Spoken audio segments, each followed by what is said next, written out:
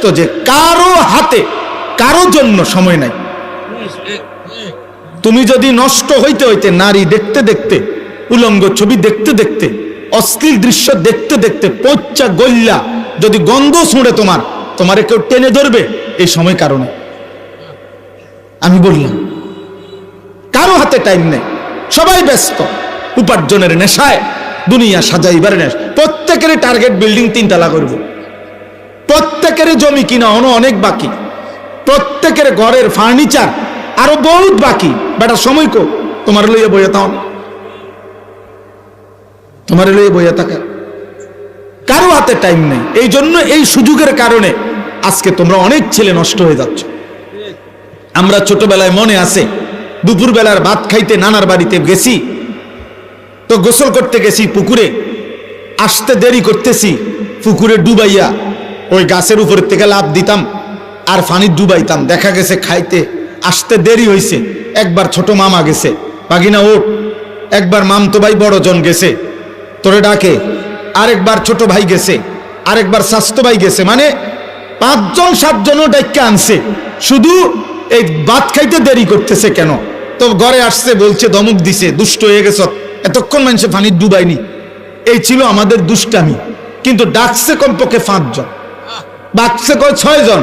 কিন্তু আজ কিসের মামা কিসের চাচা, কারো হাতে। আমার এক ভদ্রলোক বলতেছে, কয় হুজুর এমনও দিন যায় মাস যায়, মাসে আমার ফুতে তারে রাত্রে যখন আমি আসি তখনও দেখি শোয়া, সকালে যখন আমি কামে যাই তখনও দেখি শোয়া, সোজা আর দেখছি না কোনো। তো কিসের নামাজ, কিসের আল্লাহ বিল্লাহ, বুঝেন নাই কথাটা? খবর তো নাই, সময় তো নাই, বাবার সময় নাই, তো এই পৃথিবীর বাকি মানুষের সময় থাকবে কই? এই কারণে আজকে সংখ্যাগরিষ্ঠ ছেলের চুল, চেহারা, লেবাস, পোশাক এত জঘন্য। বাস্তবতা লোক, তাকে যে ধরবে কেউ, আহারে এই বেচারা 365 দিনে একদিনও ফজরের নামাজ পড়ে নাই। মানুষ রূপী এই জানোয়ারকে কেউ যে ঘুমের থেকে উঠাবে এমনও কেউ নাই, কেউ নাই। তার কপালে একটা মানুষ জোটে নাই, আহা, তার কপালে একজন অভিভাবক জোটে নাই যে তাকে ফজরের নামাজের জন্য উঠাবে। সে আজকে 365 দিনে খোদার 1 বছরে কোনোদিন ফজরের নামাজ পড়ে। 365 দিনের 1 বছরে একদিনও 5 ওয়াক্ত নামাজ পড়ে নাই। এই মানুষরূপী এই পশু, এই অসভ্য বেয়াদব, এই বেয়াদবকে কেউ বলারও নাই, যাহা তোর কি আল্লাহ নাই, তোর কি রাসূল নাই, তোমার কি আখিরাত নাই? কেউ নাই, কেউ নাই। তারে কে বলবে? কার হাতে সময় আছে? ও অনবরত যেমনে পারে কইয়া হোক না কইয়া হোক, কৌশল করে হোক, মিথ্যা বলে হোক, চুরি করে হোক, ওর শুধু টাকা দরকার, মোবাইলে এমবি ঢুকানো দরকার, আর উলঙ্গ ছবি দেখা দরকার। খালাস খালাস।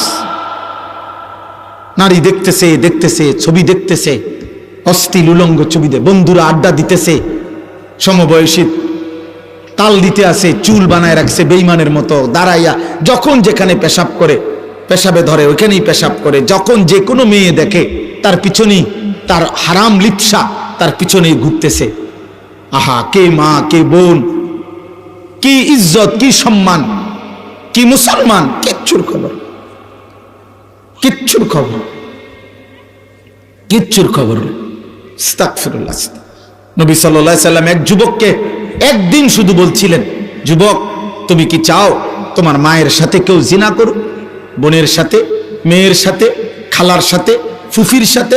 নবী যেভাবে ধাক্কা দিয়ে বলছে, ওই যুবক জিনা করতে চাইছিল। ওই যুবককে যখন নবী এই কথা মনে করাই দিছে যে হে যুবক, যার সাথে তুমি অপকর্ম করতে চাও সে তো কারো মা, কারো বোন, কারো মেয়ে, কারো ফুফি, কারো খালা, তুমি কেমনে তা করবা?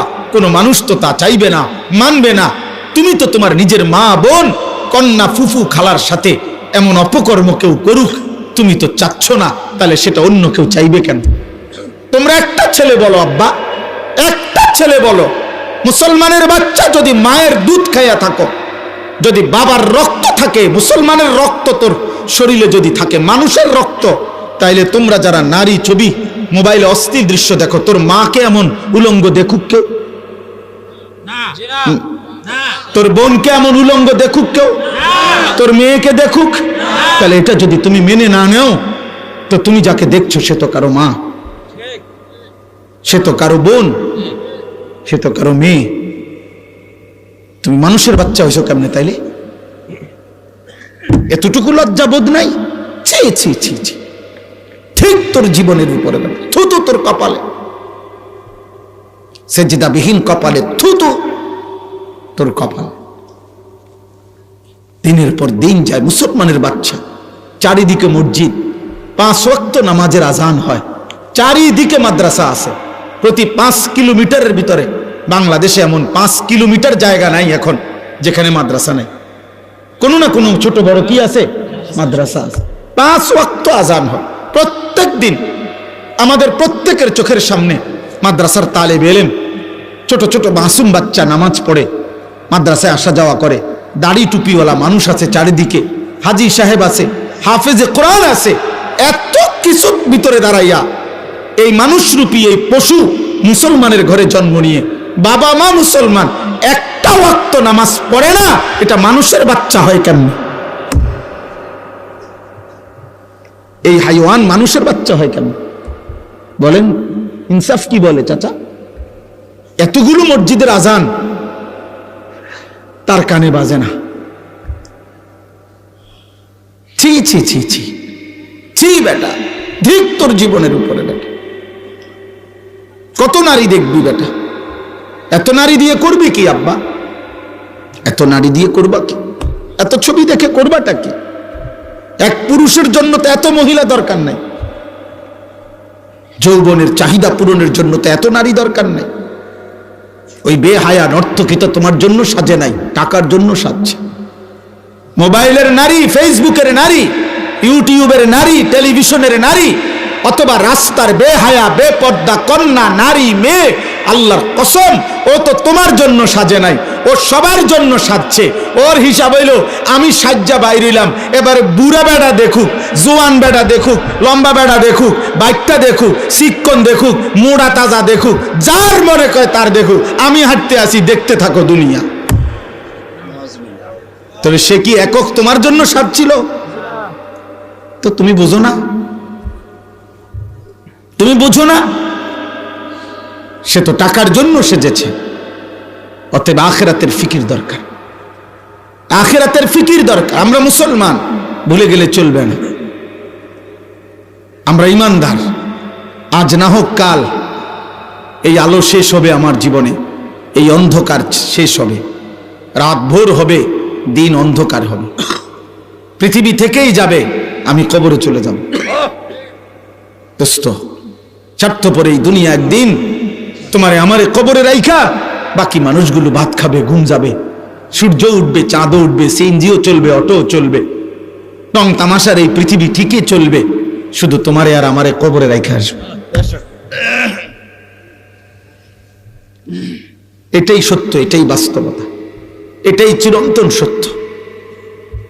একদিন তোমার কথা কেউ মনে করবে না, বন্ধুদের কারো মনে থাকবে না, কেউ না, কেউ না। আল্লাহ তাআলা কোরআনুল কারীমের মধ্যে বলছেন, আল মালু ওয়াল বানুন জিনাতুল হায়াতিদ দুনিয়া। অর্থ সম্পদ, স্ত্রী সন্তান দুনিয়ার কিছুক্ষণের সৌন্দর্য। ওয়াল বাকিয়াতুস সালিহাত, আর বাকি স্থায়ী থাকবে শুধুমাত্র নেক আমল। এজন্য খাবার যত উত্তমই হোক তার সমাপ্তি বাথরুম, বাথরুম, কিন্তু সেজদা তার সমাপ্তি জান্নাত। এই সুবহানাল্লাহ যে বলছেন এখন, এটা আপনি হিসাব পাবেন জান্নাতে। কিন্তু আমার ভাতের থালা এটা বাথরুম, ভাত কতটি খাইছেন দুনিয়া ভোগ।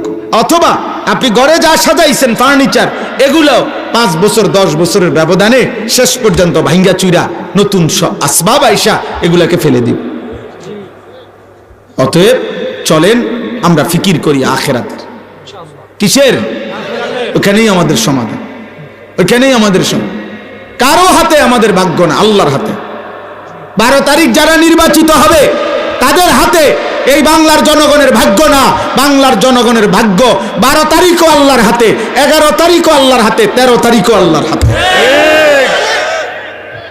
কার হাতে? হ্যাঁ, সুখ আল্লাহর কাছ থেকে, দুঃখ আল্লাহর কাছ থেকে, শান্তি আল্লাহর কাছে, নিরাপত্তা আল্লাহর কাছে, স্বস্তি আল্লাহর কাছে, আল্লাহর কাছে।